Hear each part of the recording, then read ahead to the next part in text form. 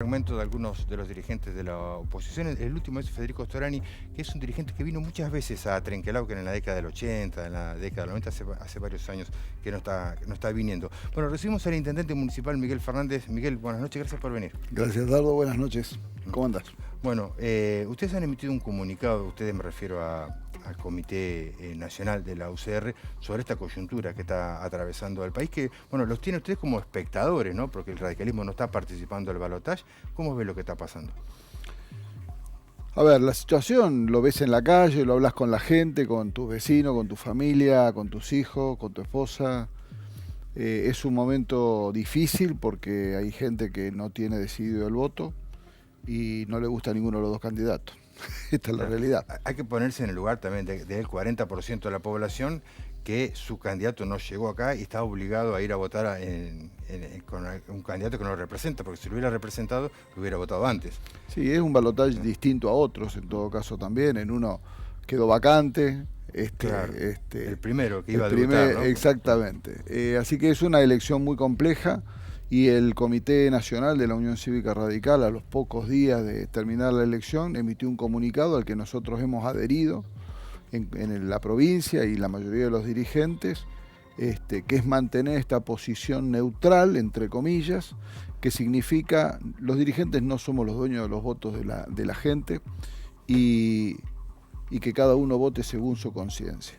Que lo decida antes, que lo decida en el momento que entra al cuarto oscuro, es una decisión individualísima que nosotros creemos que hay que respetar y que cada uno votará conforme a eso. Nosotros tenemos un lugar hoy en la sociedad que es el que nos ha dado el voto. A nosotros nos eligieron como opositores y hay que representar esa oposición y básicamente lo que haremos después del 10 de diciembre, que es lo que tiene que hacer, sea quien sea el elegido por la gente. Tendremos que hacer una oposición responsable porque el día después, sea quien sea, va a haber que resolver los enormes problemas que tiene la Argentina, con matices, con diferentes políticas para llevar adelante, pero eso va a requerir de una oposición que sea responsable al momento que le va a tocar vivir, ¿no? Así que nosotros mantenemos esa posición. ¿Esa oposición es con Juntos por el Cambio? ¿Imaginás que va a seguir la alianza de Juntos por el Cambio?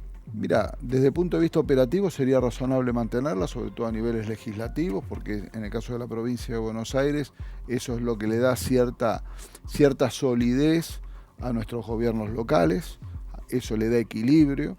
Ahora, eso habrá que verlo después del 10 de diciembre. Hoy hay una situación en la legislatura, una composición que va a cambiar después del 10 de diciembre. La relación de fuerzas en la legislatura después del 10 de diciembre también cambia. Y habrá que ver cómo, superado esta transición, se organizan los bloques. Puede haber bloques por partido y después tener un interbloque. Más allá de si están con la misma sigla o no están con la misma sigla, es qué se va a apoyar y qué se va a rechazar, tanto a nivel provincial como a nivel nacional. Parece difícil de creer que un sector del PRO vuelva a Juntos por el Cambio, que es el que ha acordado abiertamente con Javier Milei, porque bueno, se han ido incluso renegando bastante, ¿no? De ustedes, concretamente, del radicalismo. Sí, tal cual, bueno. Y nosotros tendremos una oportunidad también de mirar para adentro y ver cómo nuestra fuerza política, la Unión Cívica Radical, se reconfigura. También es un momento oportuno. Insisto, hay dos ejes. Está lo que es el rol de oposición, con la representatividad que tenemos, y ese no es un tema menor, porque hoy el radicalismo tiene una buena cantidad de gobernadores, tiene muchos legisladores, tiene muchos intendentes, ha aprendido mucho en esta transición, en este tiempo, y tiene que ya estar pensando cómo se plantea el futuro, ¿no? Entonces hay un largo camino por recorrer, lo vamos a construir. En lo personal a mí me ha servido muchísimo la campaña como vicegobernador para recorrer el interior de la provincia, hice casi 90 ciudades de las 135 que tiene la provincia, y la verdad que uno ha visto ahí una necesidad también a cubrir nuestros dirigentes, mucha gente joven militando, y la verdad que ya terminada mi mandato como intendente creo que tengo mucho para aportar en ese lugar. ¿Y dónde te imaginas? ¿Desde Mirá, qué lugar? Hablamos mucho de cosas que tienen que ver con generar un espacio de formación de dirigentes en el partido. Tenemos que generar también cuestiones que ya saliendo de la cotidianeidad, del día a día, poder tener la cabeza pensando en cómo ayudar a los intendentes. Vamos a tener 27 intendentes de los 32, se perdieron 7 municipios, se ganaron 2 nuevos. algunos nuevos, jóvenes y demás, que va a haber que ayudarlos. Y la experiencia, Lomas, ¿no? Acá, por ejemplo, cercano. por supuesto que Sofía Gambier en Pellegrini lo tiene a Guille Pacheco, pero hemos hablado mucho con Guille y con Gonzalo Peluso, el intendente de Magdalena y demás, de justamente transmitir nuestra experiencia. Siempre lo decimos, me habrás escuchado muchas veces, a la política lo que le falta es generosidad a veces, ¿no? Entonces me parece que la experiencia que uno acumuló en 8 años es fácil de transmitir y ayudar a esos nuevos gobiernos a que tengan éxito. No, y la campaña qué te dejó? ¿80 ciudades dijiste? 89. 89 ciudades. 26.000 kilómetros. Son 6 viajes de La Quiaca a Tierra del Fuego.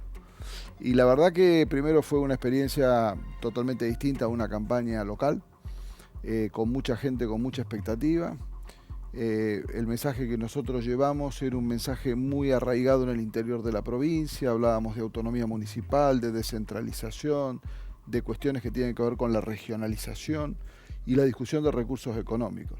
Que ya ayer tuvimos una reunión en La Plata de intendentes con los legisladores, porque ya si probablemente luego del balotaje el gobernador presente el presupuesto 2024 y ya va a haber que estar discutiendo eso. Hasta el 10 de diciembre yo soy presidente del foro. Así que va a ir ahí. Probablemente ahí se está discutiendo si se presenta el 22 el presupuesto, si hay una voluntad de tratarlo antes del 10 de diciembre o después, cambia la composición del cuerpo, por eso decía el comentario que te hice recién. Pero bueno, voy a estar ahí colaborando, sea un intendente o si me llama el partido, por supuesto, colaborando con lo que he venido haciendo estos 4 años, ¿no? Ahora, si llega a ganar Javier Milei, ¿se presentará el presupuesto igual? Digamos, teniendo en cuenta que ha anunciado que el final de la coparticipación. Bueno, ahí hay que tomar las cosas con pinzas. Yo creo que hay que ponerle precisión a las palabras. Habría que preguntarle a Milei qué quiso decir. Yo no sé si es en término presente o en término futuro, ¿no es cierto? En términos presentes no me lo imagino porque tendría que modificar la ley. La coparticipación es una ley nacional, ¿no? Así que, y entonces me parece que es impensable sacar la coparticipación. Lo que sí, evidentemente, las finanzas provinciales pueden verse afectadas claramente porque el gobierno de Axel Kicillof recibió enorme cantidad de transferencias no corrientes del gobierno nacional en los 4 años del gobierno de Alberto Fernández, que esa fue una de las discusiones en la campaña. Como intendente, digo, no repartió el gobernador esos fondos extraordinarios de nación a provincia con los intendentes. Al menos le debería haber dado el 16,14%, que es el porcentaje coparticipable. Pero como son fondos no coparticipables, no los coparticipó. Esa fue una discusión en la campaña, nosotros la planteamos. Y la voy a seguir planteando, porque creo que correspondería. Puede ser que eventualmente esos recursos no goteen como han goteado estos 4 años y eso lo obligaría al gobernador eventualmente, si mantiene este ritmo de ejecución de presupuesto, a recurrir a endeudamiento. Y ese endeudamiento requiere 2/3 de las cámaras. Por eso yo digo, el rol de la legislatura y el rol de la oposición en los que no ha puesto el voto es importante. Claro. Y eso requiere responsabilidad también, ¿no? Otros dicen, bueno, como bonaerenses, si sacan la coparticipación mejor, porque nosotros generamos el 40% de la riqueza, nos arreglamos nosotros que el resto del país. Sí, depende cómo se por eso digo cómo se interpretan esas palabras. Es un poco solidario, digamos, con el resto del país pensar que vamos a estar bien solamente los bonaerenses. Es un tema a discutir. Nosotros, justamente uno de los ejes de la campaña que yo propuse fue, cuando dije de los recursos, son los 3 niveles de distribución de recursos. Entre nación y provincia, bien dijiste vos, la provincia aporta el 37% del PBI, recibe el 22% de coparticipación. Y por eso las transferencias extraordinarias del gobierno nacional a la provincia para compensar eso, porque si no la provincia es inviable. Y aún así es difícil de sostener.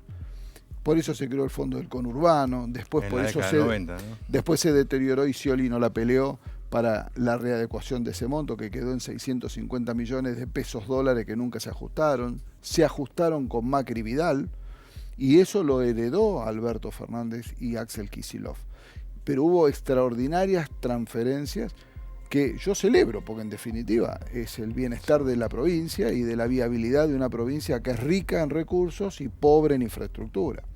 Esa es la primera discusión de la coparticipación. La segunda es esta discusión de cuánto tiene la provincia y cuánto tienen los municipios. El 16,14%, lo planteamos también, no alcanza. para lo que hoy hacen los municipios, el 16,14 es poco. Y si vamos a descentralizar, debemos transferir recursos. Y la tercera discusión es el famoso CUT, el coeficiente único de distribución, que es la distribución entre los 135 municipios que hablamos ayer en La Plata. Esa es una discusión central que la planteamos en enero, de hacer una mesa técnica entre intendentes del PJ, del radicalismo y del PRO, con el Ministerio de Salud y el Ministerio de Economía, para que no llegue noviembre, diciembre, ya estamos acá, y tener un CUT que va a generar nuevamente controversia. Claro, siempre, todos los años. Bueno, ¿te imaginas en ese rol, en el futuro, Sí, discutiendo estas cuestiones sí, de que tenga que sí, ver el nexo entre municipios y sí. provincias? Sí, y además de una mirada puramente constructiva, digamos.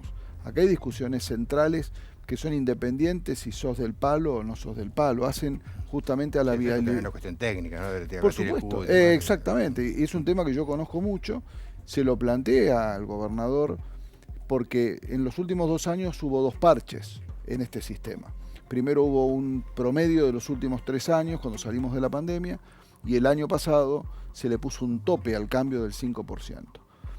Y lo que se perdía de más se ajustaba, había un fondo compensador. Claro, claro. No sé cuál será la idea de este año, por eso que es importante ver cuál es el proyecto de presupuesto y esta discusión muy fina.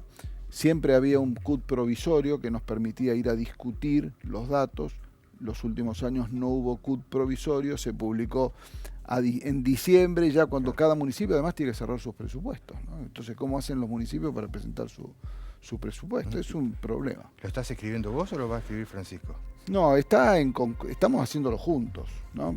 La ventaja que tiene Francisco, a diferencia de lo que a mí me tocó en el 2015, es que pertenecemos a la misma fuerza política, formamos el mismo espacio político, es continuidad, con lo cual evidentemente no deberíamos tener mucha dificultad en hacer el presupuesto. Él le va a dar su perfil, en algunos casos de acuerdo a su visión, pero no es lo mismo que hacer un presupuesto cuando cambia el gobierno y de signo político, ¿no? Probablemente. Porque además no hay tiempo. ¿Es el 10 de diciembre la fecha? El 11 de diciembre. El 11 de diciembre lo tiene Porque el 10 es domingo. Bueno, ¿y cómo cierra este año el municipio? Bueno, faltan un mes y medio. Tenemos que ver cómo cierra noviembre. Venimos bien.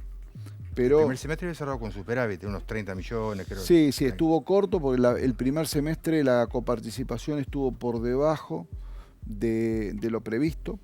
Y la proyección daba por abajo y estábamos todos muy preocupados porque la verdad que en un contexto de la inflación que se presupuestó en un 60, estábamos en el 140, 150, el corte del primer semestre estábamos preocupados porque los gastos aumentaban al 150 y la copa aumentaba por debajo. Claro. Cuando se aparean estábamos más o menos bien, que fue lo que pasó el año pasado, en el 2022.